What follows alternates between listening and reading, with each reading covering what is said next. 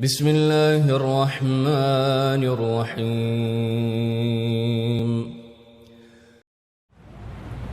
One of the most beloved sounds to the ears of an individual, the most beloved sounds of cry to the ears of an individual is when the child comes out of the womb of the mother and he cries the first cry. The cry that signifies life. The cry that tells the parents that your child is alive and healthy.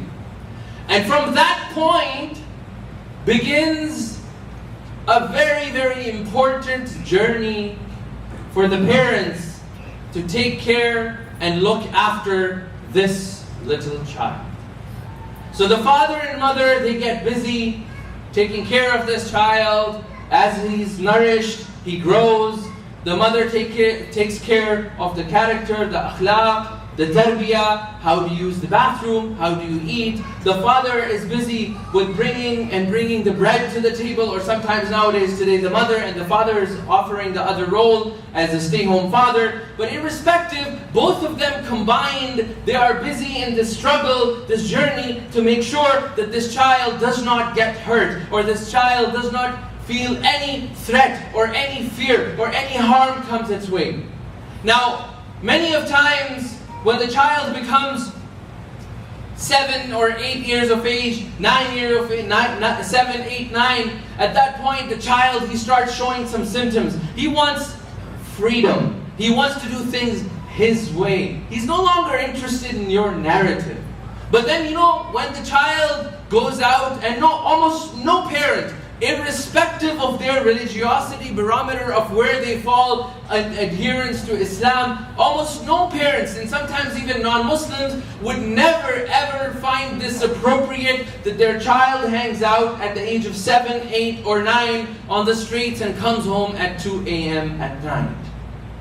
Neither it is going to be acceptable if your child, a teenager, 14, 15, hangs out with people that you fundamentally disagree with their character or their behavior or their habits or the things that these young kids do. So you would warn your child and you would tell him, that's not good for you, I don't approve of that. And this is a very normative scene that we see amongst the communities today.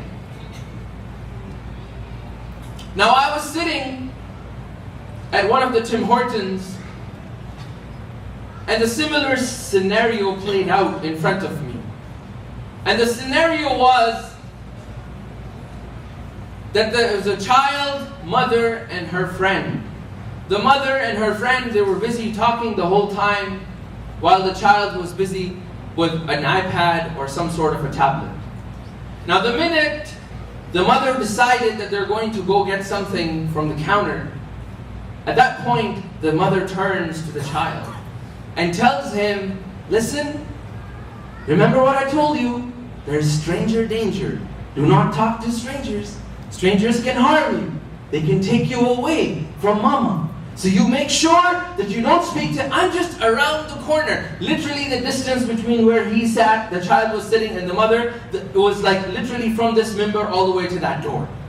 But even that amount of distance, the mother informed the child out of her love and care and said, make sure you don't speak to anybody, just focus on your tablet, don't do anything, don't talk to anyone, don't respond to anyone, because there is stranger danger. Or strangers are dangerous. But what she failed to realize in that whole process is that 7 or 8-year-old child was communicating with strangers all along as he played video games online. Strangers that you as a parent are not even aware of. People that you don't even know. They could assume any identities and present themselves as a 7, 8, 9 years old because there's no validity, there's no verification process. Now this online gaming is almost like an 8th continent.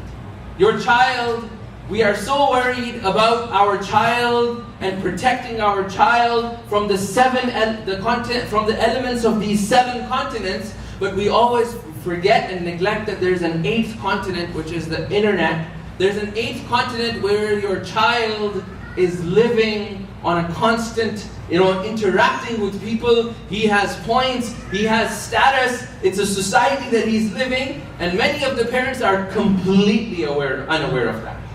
Or even if they are aware of it, it's not worth the trouble for them to understand this. It's not worth the trouble for me to figure out what Fortnite is. It's not worth the trouble for a parent to figure out what Twitch is and all these other platforms that, this gaming is taking place. It's not. Because, come on, as long as he's not watching anything profane on television, or as long as he's not doing anything, that is outwardly acceptable, outwardly unacceptable, alhamdulillah, my child is doing great. So we want to talk about this today a little bit, because I think this is a real issue and an epidemic that is, prevalent amongst the society. I recently came across a platform that allows parents to actually educate themselves so that they can actually understand what this whole gaming world is all about. And many of the times, the children that go to these platforms, I'm not really sure if it's available. Like what they usually do is they hold sessions at different libraries or different malls and stuff like that. And you can bring your child over there. It's called Game Aware, right? And it started out of Australia, but it's something really amazing, because what they do is they ensure that you as a parent and a child come to an agreement or a contract between how gaming is going to be introduced in this child's life. See, we cannot at any incident think about this fact that, abstinence or staying away or keeping these children away from all of this technology is the solution. Maybe until they're 5, 6, 7, 8, but you have to expose them to this technology. What is missing in this whole piece is, as parents, how do we have some sort of control, and we give them a controlled environment and a limited exposure. I gave a similar khutbah last week in Brampton, and one of the professors at a university or at a college, I don't remember exactly, but he was a professor, and he said that his daughter is sitting in Switzerland, and he can monitor exactly which websites she went to, how much time she spent on the phone, what was the primary, main areas, was she watching videos and all of that, and he gets a report of that. So I'm in talks with him right now to see that if he can provide that sort of education to the parents. But in any case, all of that information exists. The parents over here internally, we need to take out that time and say that, okay, this technology, this lifestyle, imagine it has changed so much that the recent government changes in the school boards, they have removed 2 courses are going to be done online. Right? The courses that were costing the government a lot, they've cut those courses, and now they're offering this as an online course for your child to get the high school diploma. For him to get that diploma, they will do this course online. By the time many of your children that are 7, 8, or your grandchildren that are 7, 8, they will become teenagers, the whole thing is going to flip around. So we need, as parents, to trust our children, allow them that limited exposure. The game should not be the cake. It should be the icing on that cake. So gaming, television, gaming, internet, cell phone, all of this, it cannot be the essence of their life. And the reason I bring this up today is because just on June 27th, 2019, the World Health Organization, they classified internet gaming as a mental disorder, i.e. addiction. And now they're going to start doing research, and I think by year 2020, they will start prescribing medications for that. And I bring this up today because I will probably bring out 2 examples of people that I met in the last 6 months that I've been here, cases that were brought up to me that were many of the times we might think, oh no, it's just not very big deal, it's just a small thing, not a big problem. But it is a big problem. One of the cases that was brought to me was a child who would play internet games 12 hours continuously every day.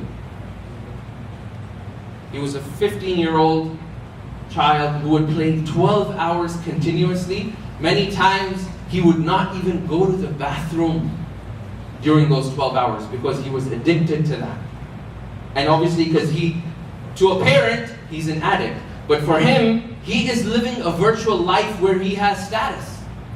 He gets points. He gets recommendations. He gets, flattery. People making comments about how amazing he played. And that is feeding his emotions. And this particular child, it took him almost 6 months of therapy.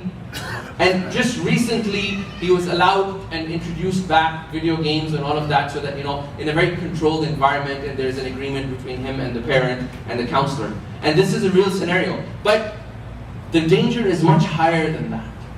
And the second case that came to me, which was a case of a younger girl, 14 years of age, she started doing all of these online gamings. The interesting part was that in her house, her father, her elder brother, the male relatives would never flatter her with good comments. MashaAllah, you look very beautiful.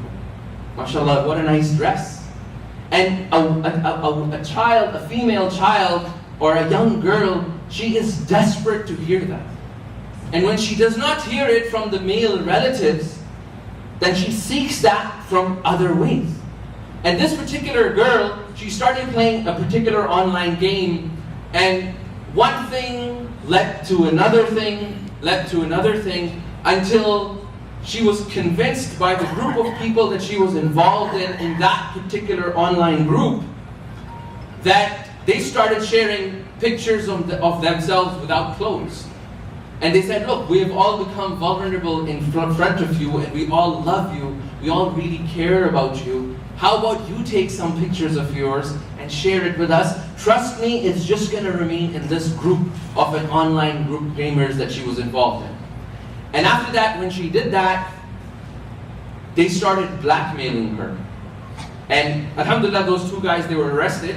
But other than that, they started blackmailing her, and the extent it went to was they even had figured out the school that she went to in Meadowville. And what was the path that she would take every day walking from the school back to home. And then they would use her as a transport means of drugs. So somebody that would meet him in the parking lot, meet her at the parking lot of the school, they would give her a small drug pouch or something and say, as you are going and walking, you will see a car with this number plate, just throw this pouch in the window of that car. And she did that for the last 6 months, until finally they were able to catch that person, the two people, and they arrest them. But the case is that this is extremely dangerous, that you have children that are sitting there in your houses, in your home, and you are so concerned about them meeting strangers, but they are sitting in your house, in the room, and interacting with strangers that you have no idea doing things. So now, some of the tips and things that I would want to convey so you recognize that your child has this addiction. Number one, there are 3 things that they have mentioned. I hope I remember that from the article, but there are 3 things. Number one, they said that if the child gives precedence to human needs, i.e. going to the bathroom, drinking, socialization, all of this, if he gives precedence to gaming over than human needs, then that is the first sign that there's an addiction problem. It may not be a severe problem, but there's an addiction problem. Number 2, when they cannot differentiate between virtuality and reality. So many times these people, they will start when you would speak to them, and if they're addicted to gaming, when you speak to them, they will speak in terminology, like they will be living in that virtual world in their brain, and it's very hard for them to disconnect, and they'll come back to this like, oh, sorry, what did you say? I didn't hear that. And the child is in that virtual world. And this is very hard to figure it out. The third one is when you take away the video game from the child, when you take away online gaming specifically, when you take that away from the child, how does the child react? The severer the reaction, the bigger the problem the parent has at his hand. Now, some solutions that we can put forth. During these beautiful summer months, there's no reason that your child should be playing video games for more than an hour. At all. Like if you are going to expose your child to an online gaming, which you should, because in a controlled environment, it should never be above an hour, ever. Because there's so many things you can do outdoors, specifically in summers. The city has planned so many things, workshops. Take your child to, for example, Home Depot. They have workshops on how to do gardening. Those workshops sometimes cost very nominal, $10, $15, $20. Every week there's a workshop happening on how to take care of the lawn. Connect your children back to the nature. One of the other things you can do is you can buy park passes and schedule times where you would go out as a parent with your child on hikes. Now, sometimes, the sun sets at 9 o'clock. Many parents, they come back from work, 6:30, 7. You still have 2 hours of daylight where you can take out your child or a grandson, go out on a hike, go out on a bike. The more they connect with the nature, the less craving they're going to have to play video games. And the less craving they're going to have on this online addiction. Number 3, and this one is sometimes, it stings a bit. And again, it's for all of us. Do you, as a parent, have an addiction with your cell phone? Because many times, you would find that, if you download certain apps that tells you your usage of cell phones, that tells you the usage of how long have you used the phone, you'll actually realize, subhanAllah, that many of us as parents, many of us as grandparents, we are also addicted to our phones. Maybe not to online gaming, but definitely to WhatsApp and all the amazing groups that have, and talking about politics of back home, all of that. That is a form of addiction. It is giving us some satisfaction, and that is something very, very important. One of the prominent speakers in US, I was with him in UK, and he told me that he has a policy that on his second level of the house, when you go up on bedroom, like the minute you go up the stairs, nobody's allowed to bring any cell phones, any devices, nothing. All the devices, they remain on the main floor.